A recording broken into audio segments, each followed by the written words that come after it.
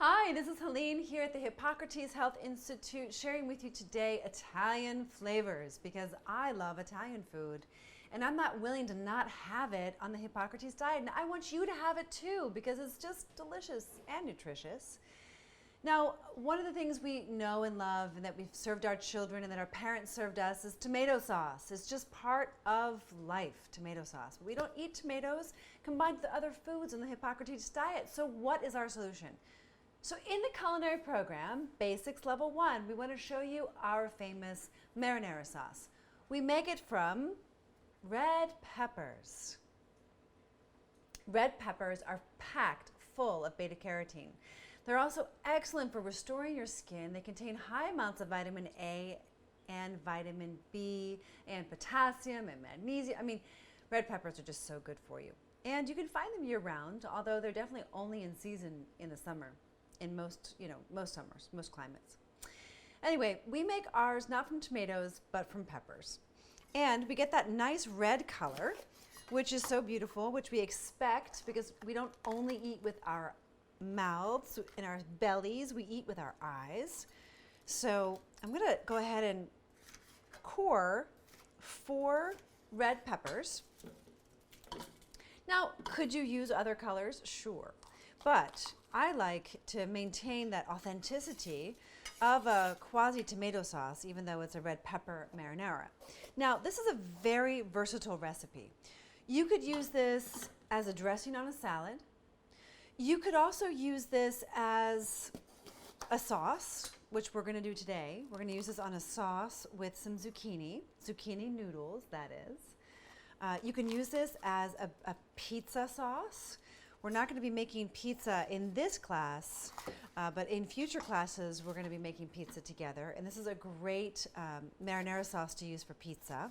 So there are a lot of different ways you can use it. You can even add some nuts and seeds to it and make crackers out of it. So the options are really endless. So if you don't eat it all, which is unlikely, you can always use it for a lot of different purposes. All right. So we're almost through these peppers, and I'm making this today in the food processor because if I were to make it in the blender, it might turn out like a smoothie, and I really want more texture. I don't want it to be all one, right? I don't want it to be emulsified. I want it to be separate, if that makes sense. I want each ingredient to have its own texture. And so we use the food processor when we're looking for that.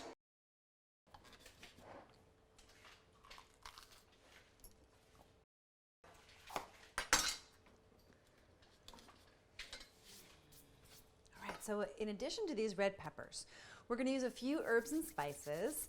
We have thyme here. Thyme is such a lovely, lovely herb. It's so light. It actually reminds me of France, right? But I'm just going to use a little bit because we don't want too much. Thyme can really overpower. If you have fresh thyme, I encourage you to use that. Thyme, it contains essential fatty acids, and it grows year after year after year. I've actually planted it in my garden on the side of a hill instead of grass. It grows, it withstands, it lasts through the winter, it lasts through the summer. It is such a hardy plant with naturally containing essential fatty acids, and it is just a beautiful, beautiful plant. This is oregano. Of course, we can't have any Italian food without having a high quality oregano. So beautiful, this oregano. Again, if you have oregano fresh, I highly recommend using the fresh oregano. They have these little hairs on the leaves, you know, that just make it a food that has such an intelligent immunity. These little hairs, you know, help to ward off insects, and its immunity then becomes our immunity when we eat it. So I love to eat fresh oregano. Today we only have dried, and it's going to be fabulous anyway. Also nice to add, which we don't have today, is an Italian seasoning. So if you have like your favorite Italian seasoning that you buy from whatever company you buy it from, that would be a great addition here too. And add a generous tablespoon. I want a little bit of spice, so I'm going to use red pepper flakes. You could use cayenne, but I like for Italian food to use red pepper flakes. So I'm going to use a little bit of these. You want to spice it up a little. And all red pepper flakes are not created equal, so you should really get familiar with how spicy your red pepper flakes are because you might need more or less. In addition to this, we're going to add a little bit of red onion. These little guys are my favorites. You could also add white onion or sweet onion. Doesn't have to be red onion. But I just love purple food, and I just think it's so festive and so beautiful. And this is really a dish you could make on a special occasion. If you have friends coming over, or if you're going to a party, you could always bring this. It's a really festive dish. I'm going to use about half of this onion, and I only need to slice it, just need to chop it roughly to go into this food processor. Because my bowl is the size it is, I'm actually going to take out some of these because it's just not going to mix very well if I keep all of that in. So I'm just going to take some of this out. Yeah, because it's just going to mix better. Add a little bit of extra oregano, a little bit of extra thyme. All right, yeah. Because if I fill my bowl too much, it's just the bottom's going to get overly blended. The top's not going to get blended at all, and it's just not going to harmonize the way I want it to. So in order to brighten these flavors up, I'm going to use the immune boosting, vitamin C rich, skin promoting lemon juice. We're going to go ahead and just squeeze that on top. Oops, I got a seed in there. And give it a little bit of salt. We want to add a tiny bit of namashoyu. You don't want too much, right? Just a tiny bit to give us that salty flavor. So here we go. Boop, that's enough.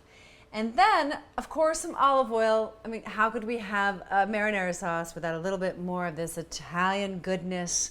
Olive oil, so beautiful. Get a first cold pressed olive oil, and it really should have an aroma. It should have a little bit of a kick to it, right? And that spiciness in an olive oil, I mean, there are some smooth oils, but this one has a little bit of a spice to it. It should kind of bite you at the back, and that is an intelligence. Fighting against fungus, fighting against bacteria, fighting against viruses. Every ingredient here, the thyme, the oregano, the lemon, the namashoyu, the red pepper flakes, the onion, the red pepper, these are all going to be boosting your immunity. So I'm just going to add a little bit of this on top. Oh, it's going to be so good.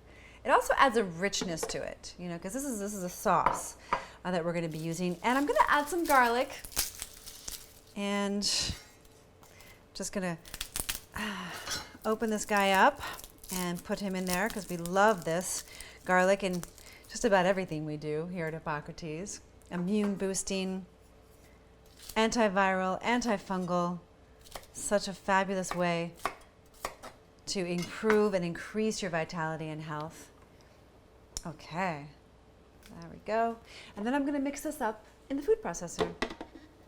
Now, if you don't have a food processor yet, or you're not planning on getting one, you could always do this in the middle setting of your Vitamix. You just don't want to over blend it. And you could risk, of course, it becoming a soup, which is not all bad. I mean, gosh, it could be delicious. So let's give it a pulse or two and see what happens.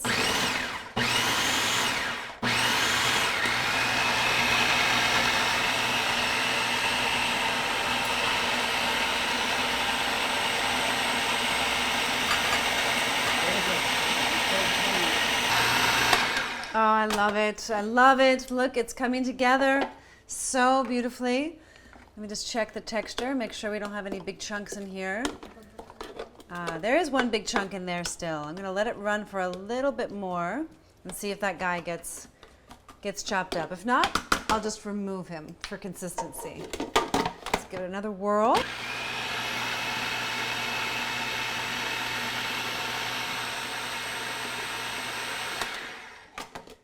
And if you don't have a food processor and you don't have a Vitamix, you could always just chop it yourself. And that's not a problem, right? It just takes some time.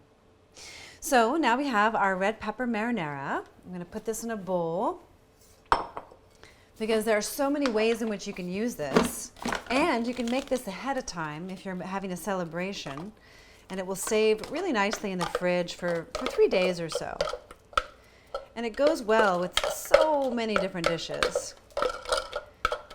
So I